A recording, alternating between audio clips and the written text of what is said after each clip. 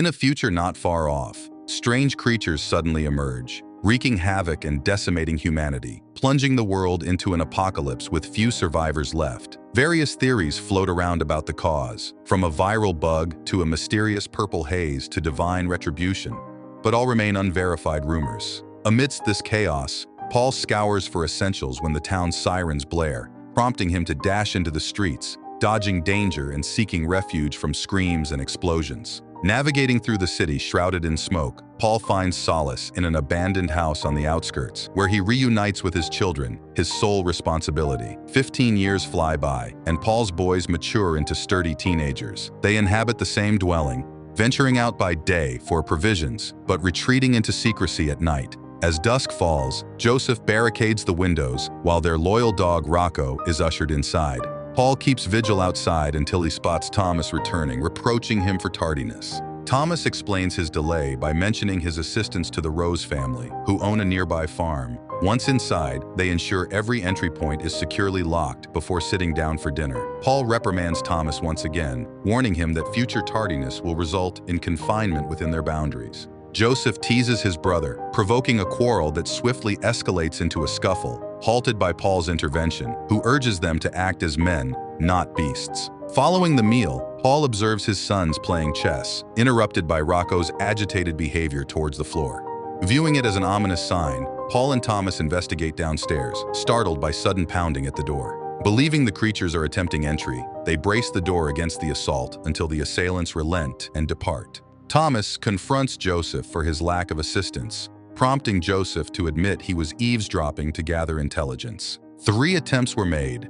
The initial lasted 10 seconds, the second endured for 20, and the final one lasted only a single second. Joseph speculates that the first was a trial, the second a genuine effort to breach, and the third a mere frustrated strike. Surveying the door the next day, they discover numerous claw marks, weakening its integrity. Paul and his sons venture out to gather wood for reinforcement, returning to the house with their findings. While Thomas splits the wood, Paul checks on Joseph, who's tinkering in the barn. After some coaxing, Joseph confesses his attempt to construct a vehicle, yearning to escape the sense of confinement and fear. Despite his struggles, Paul's modifications bring the vehicle to life. Eagerly, Paul takes the teenagers for a spin, imparting driving lessons along the way. After an hour of exploration, they return home, where Paul notes the necessity for reinforcing the windows. Dispatching the boys to gather salvage from the river, Thomas protests, angered by the broken promise of visiting the farm, but Paul insists on the priority of their task. En route, tensions rise as Thomas accuses Joseph of receiving preferential treatment from Paul. Unconvinced of his need for protection, Joseph remains steadfast, prompting Thomas to exit the car near the farm, requesting a pickup later. Back at the house, Paul completes the door reinforcement before retreating for a solitary smoke by the waterfall. Amidst the serene setting, Paul spots a foreboding black crevice among the rocks. Meanwhile, Joseph secures himself to the car and ventures into an old derelict ship in search of provisions. Inside a locker, he stumbles upon a pinup from a tattered magazine, momentarily stunned. His exploration is abruptly interrupted by a swarm of insects emerging from a pile of debris, catching him off guard. The insects swarm around Joseph, their intent clear as they aim for his skin, prompting him to swiftly evacuate the area.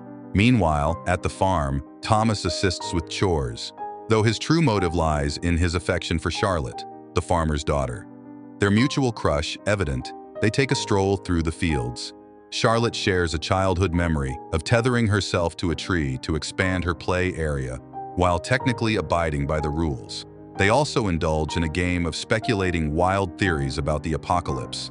As dusk approaches, Thomas bids Charlotte farewell with a tight embrace, mindful of the fading daylight. Returning home, Paul grows anxious finding Rocco, but neither of his sons. Joseph eventually manages to start the car, heading back home. Meanwhile, Thomas, racing against time, slips and falls into a crevice. Unaware of his brother's plight, Joseph continues home, recounting the incident to Paul upon arrival. Concerned, Paul instructs Joseph to secure the premises while he sets out with Rocco to search for Thomas. In the crevice, Thomas regains consciousness with aching limbs. Using a lighter for illumination, he discovers a terrifying sight, a creature extending its claw through a fissure in the wall, emitting a spine-chilling screech. Thomas defends himself, stabbing the creature's hand, but faces another assailant.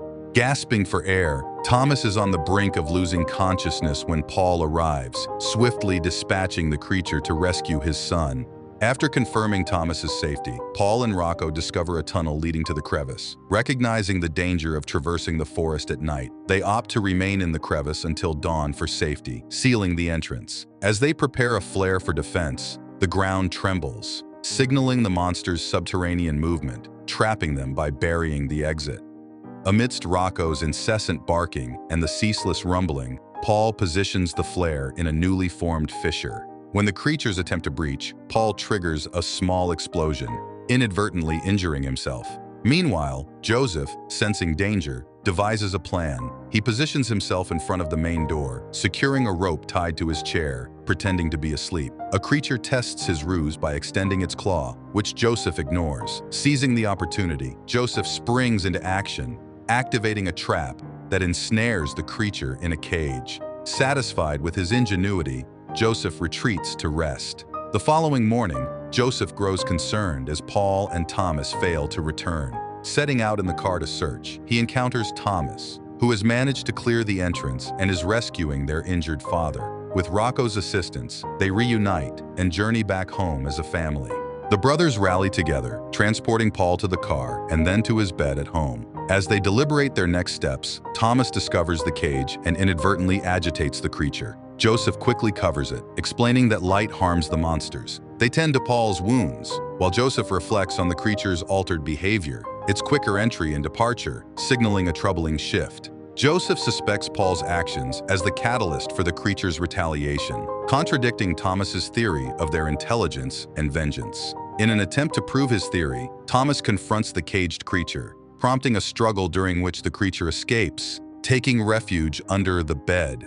Rocco's barking prompts the creature to transform and attack, with Joseph and Thomas ultimately dispatching it. Eager for insight, Joseph dissects the creature in the barn to no avail, despite Rocco and curious insects observing. Frustrated, he considers Thomas's suggestion to seek aid from the Roses, who possess better accommodations and medical supplies. Joseph doubts their willingness to help but relents, yielding to Thomas's insistence. They load Paul into the car and drive to the farm, only to face rejection from Charlotte's parents, who lack sufficient resources to accommodate Paul's injuries, disregarding Charlotte's protests. However, despite refusing aid for Paul, Charlotte's parents agree to let Thomas stay, potentially providing more resources for Paul and Joseph at their house. Joseph abruptly departs, followed by Thomas, leading to a heated argument where Joseph blames Thomas for their father's impending demise. Enraged, Thomas shoves his brother to the ground and starts choking him, but pulls back when he realizes what he's doing. Joseph swiftly departs with their unconscious father, leaving Thomas to join the family at the farm. Later, Charlotte offers Thomas some genuine hospitality, sharing food and personal items. The moment is interrupted when they share a kiss, only for Charlotte's father to intervene and send her away. On his return, Joseph observes the panicked sheep and scattered dirt, indicating the creature's subterranean movement. Arriving home, he spots a trail of dirt near the wall, sparking concern that the monsters may be lurking beneath the house. After attending to his father, Joseph retreats to the barn, brainstorming a new strategy and fortifying the premises. While securing the windows, he inadvertently stumbles into a concealed hole beneath the carpet, realizing the creatures have infiltrated the building. Meanwhile, at the farm, Charlotte discovers Thomas rummaging through the kitchen. Worried about his father, Thomas seeks medicine and intends to depart promptly. Charlotte obliges, and as Thomas expresses gratitude with a hug, unaware of potential eavesdroppers. Rushing to leave, Thomas is halted by a farmhand brandishing a firearm, accusing him of theft. Despite Thomas's explanation that Charlotte provided the medicine, the workers detain him, leading him to the barn, where they bind him and drown out his protests with music. As one of the men prepares to execute Thomas, a sudden sinkhole forms beneath him, causing him to miss his shot as he falls into the void. As the other men rush to check on their fallen comrade, a creature springs from the hole. In the main house, Charlotte's parents awaken to a disturbance. Lighting a candle, the father investigates, only to be ambushed by a creature, igniting a struggle. The candle topples, igniting a blaze as the creature transitions its attack to the mother. She attempts to flee, but is intercepted by the creature, which unleashes a horrific assault, ultimately claiming both parents' lives. In her room, Charlotte listens in horror as her parents are slain. Emerging, she follows a trail of blood, leading her to the bathroom where she discovers the creature with her mother's lifeless body. Meanwhile, at the barn, the men battle against the relentless onslaught of creatures to no avail. One by one, they fall victim to the creature's ferocity, those who escape finding themselves pursued relentlessly as the creatures multiply. As the barn erupts in flames, Thomas seizes an opportunity to free himself, toppling the furniture he's bound to and breaking free. Just as a creature approaches, poised to strike, Charlotte intervenes, dispatching the threat with a well-aimed shot. After witnessing the inferno engulfing the house, the teens flee, with Thomas seeing the devastation and Charlotte informing him of her parents' demise. They agree to seek refuge at Thomas's home. Meanwhile, Joseph resorts to barricading the hole with furniture, hoping to delay the creature's advance.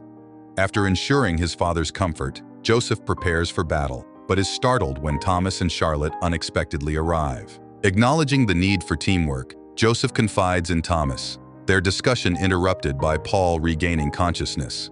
Paul swiftly administers the medicine, urging his sons to persevere in the fight.